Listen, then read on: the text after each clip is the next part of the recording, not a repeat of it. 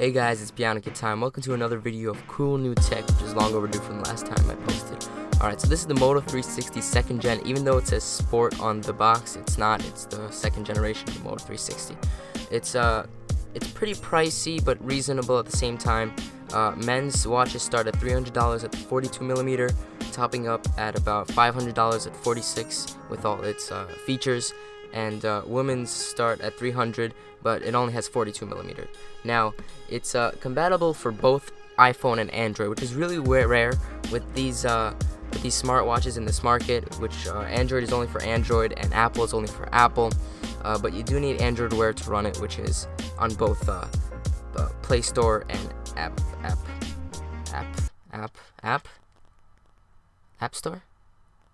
Store. I'm gonna get into some of the specs right now. It has a Gorilla Glass 3, which makes the screen durable. It's backlit LCD. It's not AMOLED, which is kind of a downer. The men's comes in two sizes, 42mm and 46mm. 360 by 325 pixels on the 42mm. 360 by 330 pixels on the 46mm. The 42mm watch, it has up to 1.5 days of battery use with ambient off and a full day with ambient on. 46mm has 2 days of use with ambient off and a full day with ambient on, which is 400 milliamp hours on the 46mm and 300 milliamp hours on the 42mm. Now, ambient mode is a feature that lets you see the watch face in its most minimal form, where you just see the numbers. And I have the 46mm watch, and I get 2 days with it on, maybe even a little bit more, which is great. I love the battery. It really helps to keep it like a normal watch would be. It uses wireless charging, and it has the charging dock included, which is nice. It charges very well considering it's wireless, because most wireless chargers they charge very slowly. It has a Qualcomm Snapdragon 400 with 1.2 GHz quad-core CPU. If you know what that means, good for you. It has 4 GB of internal storage and 512 MB of RAM, which is nice. It has Bluetooth 4.0. It has to have Bluetooth and Wi-Fi. And it also has dual digital mics, which is nice because it has voice recognition in it, and it needs good microphone to understand what you're saying. It has IP67 dust and water resistance, which is great for smartwatches, because most normal watches are already waterproof and dustproof, and smartwatches, it's hard to do that because obviously it's electrical. It has a heart rate sensor, which is pretty common with smartwatches nowadays. Now, when you order it on the Motorola website, it's very customizable. It comes in silver, gold, and black, and you can change different parts of it to be silver, gold, and black. And I got on the bezel a silver micro knurl, which gives it a very nice, rough but sleek design at the same time. So the watch bands are also highly customizable. You don't only have to buy the ones on the website. You can get your own because it's a traditional system like other watches have. I have a cool chainmail mesh one, which I really like. It has a nice futuristic look on it.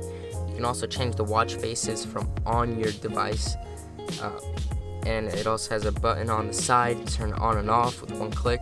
2 clicks puts it in theater mode, which basically keeps it off until you click it again. So when you're in a theater, you don't have a constant bright light shining. Now I'm going to get into some of the apps. Moto Body, which is a health app. It tracks your steps, your activity, and has a heart rate sensor on it. That's how you get to the heart rate sensor. It has basic watch necessities, of course, a timer, an alarm, stopwatch, etc.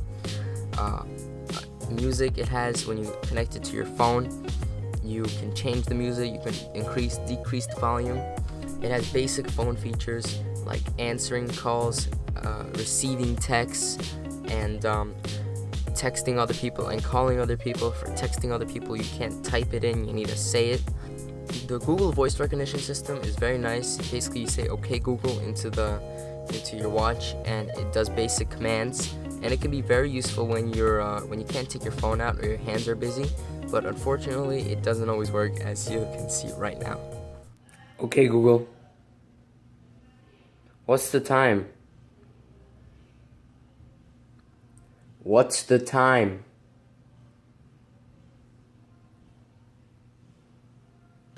Now, also there's a cool feature, Find Your Phone, which doesn't really work unless the ringtone is on.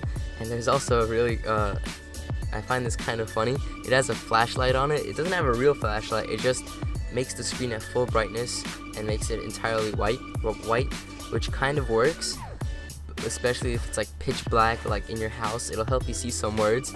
But I mean, it's not a real flashlight, but it's still pretty useful. Now, when you don't have your watch connected to your phone, it can do some basic things like the Moto Body app, the timer, the time obviously, but you can't really do anything on the internet or call or text people when your phone is not connected, obviously, which is kind of bad, but it just turns into a normal watch with some really cool features and a screen. So in conclusion, I give it a 3 out of 5 for practicalness. It's a great watch that has tons of battery compared to its counterparts, Apple. It gives you notifications. It's water resistant, so you can take a shower in it. It's not that bulky, but it isn't practical as your standard mechanical or digital watch would be, because it's not completely waterproof and it doesn't have a ton of battery like even a solar powered one would have, or even a normal one would have. Now, for usefulness, I give it a 4 out of 5 because I use a lot of its features, such as changing the music and occasionally texting people, but the voice recognition system, it doesn't work that well. It's very inconsistent, and that way I can't trust it when I'm trying to do something. I need to always have my phone next to me just in case the voice recognition system doesn't work. Now, for coolness, I give it a 5 out of 5 because it looks hella nice in my opinion, especially when trying to go with a professional look. You can change it the way you want to so it fits your style and the way you want it to look, and it's unique because not every watch is a smartwatch, especially a circular one, especially a Moto 360, so you might be one of the only ones with it, and that's why it's really cool and I really enjoy this watch. I would definitely get this watch if you have some spare money. It's probably one of my favorite smartwatches after doing a lot of my research on it. It has the most battery from what I've gathered, and it works really well. So that's my review. Please leave a like and subscribe if you want more of these videos, and see you guys in the next one.